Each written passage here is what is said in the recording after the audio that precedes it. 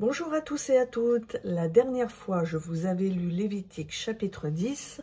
Aujourd'hui, ça sera le chapitre 11. Loi sur la pureté. Loi sur les animaux purs et impurs.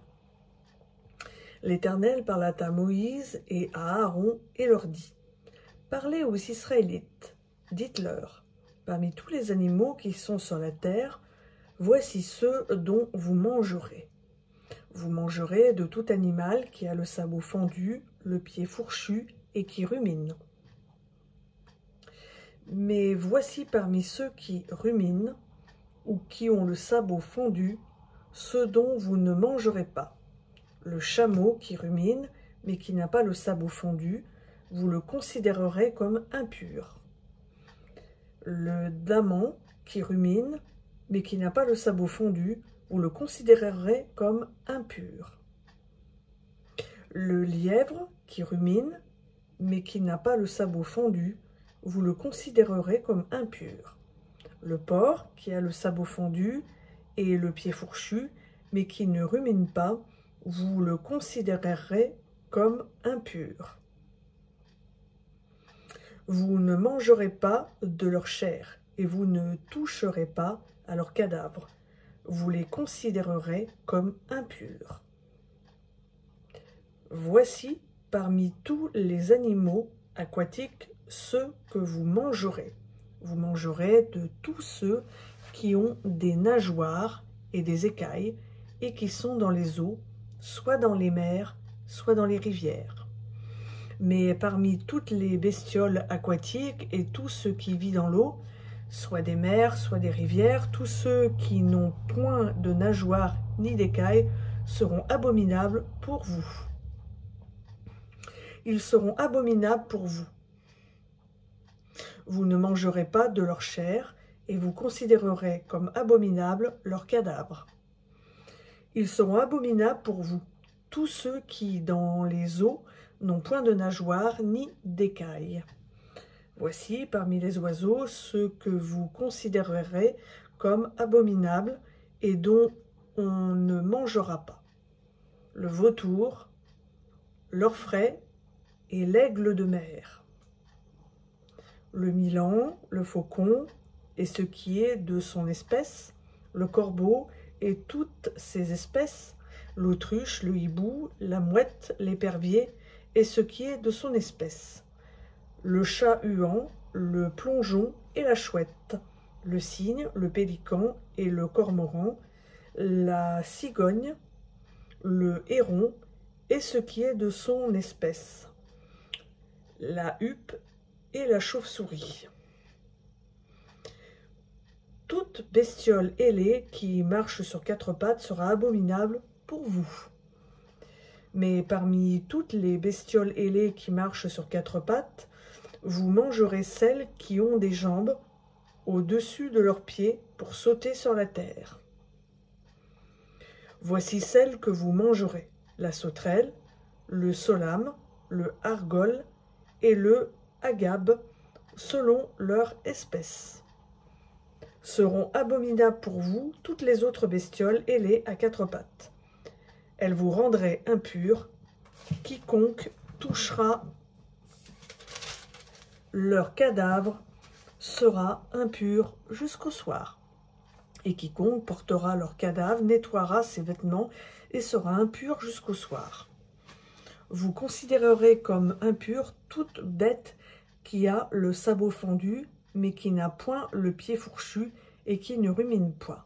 Quiconque le touchera sera impur. Vous considérerez comme impurs tous ceux des animaux à quatre pattes qui marchent sur la plante des pattes. Quiconque touchera leur cadavre sera impur jusqu'au soir. Et quiconque portera leur cadavre nettoiera ses vêtements et sera impur jusqu'au soir. Vous les considérerez comme impurs. Voici parmi les petites bêtes qui rampent sur la terre celles que vous considérerez comme impures. La taupe, la souris et le lézard selon leur espèce, le gecko, la salamandre, la tortue, le lézard vert et le caméléon. Vous les considérerez comme impurs parmi toutes les petites bêtes.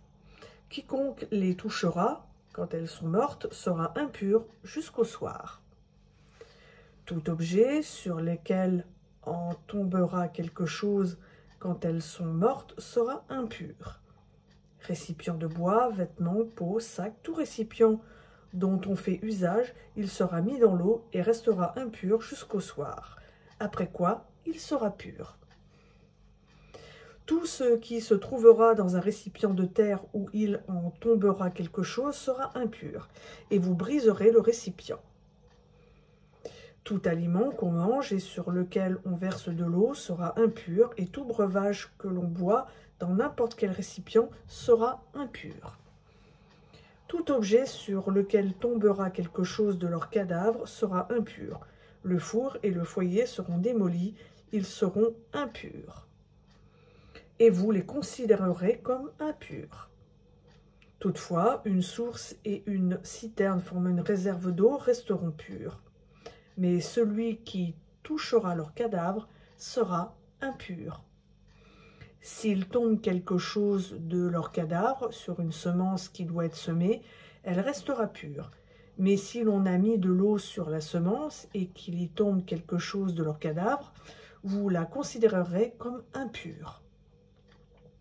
S'il meurt un des animaux qui vous servent de nourriture, celui qui en touchera le cadavre sera impur jusqu'au soir.